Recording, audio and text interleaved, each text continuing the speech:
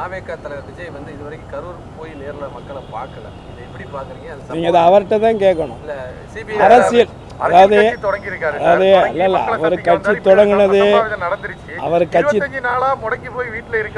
அதெல்லாம் நீங்கள் தான் பனையூரில் போய் கேட்கணும். முதல்ல பனையூர் கேட்டு பூட்டு வெளியில் போட்டிருக்கா உள்ளே போட்டிருக்கான்னு நீங்கள் தான் போய் பார்க்கணும். அதாவது ஒரு மக்களுக்கான அரசியல் என்பது மக்களுக்கானது.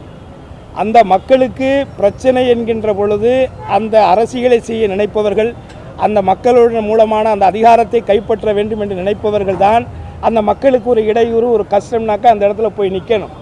அதை போய் நிற்க தவறியவர்களை நான் என்னன்னு சொல்கிறது?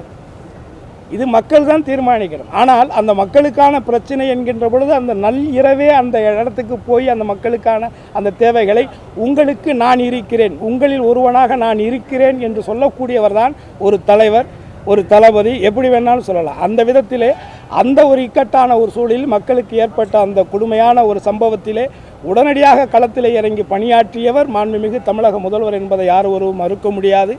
ஆகவே இந்த மக்களுடைய அதிகாரத்தை கைப்பற்ற வேண்டும் என்று நினைக்கக்கூடியவர்கள், அவரை சார்ந்த அந்த மக்கள், குறிப்பாக பொதுமக்கள், அவர் இயக்கத்தை சார்ந்தவர்கள், அவர் கட்சியை சார்ந்தவர்கள், அவருடைய ரசிகர்கள் இறந்திருக்கிறார் கூடிய இந்த சூழ்நிலையில் அவர் இப்படிப்பட்ட ஒரு நிலையிலே இருக்கிறார் என்று சொன்னால் இதை மக்கள் தான் புரிந்து இவர் நமக்கானவரா, இது மக்களுக்கானவரா, இல்லை மக்களுக்கான பிரச்சனைகளுக்கு களத்தில் இறங்கக்கூடியவரா என்பதை மக்கள் தான் தீர்மானிக்கும்.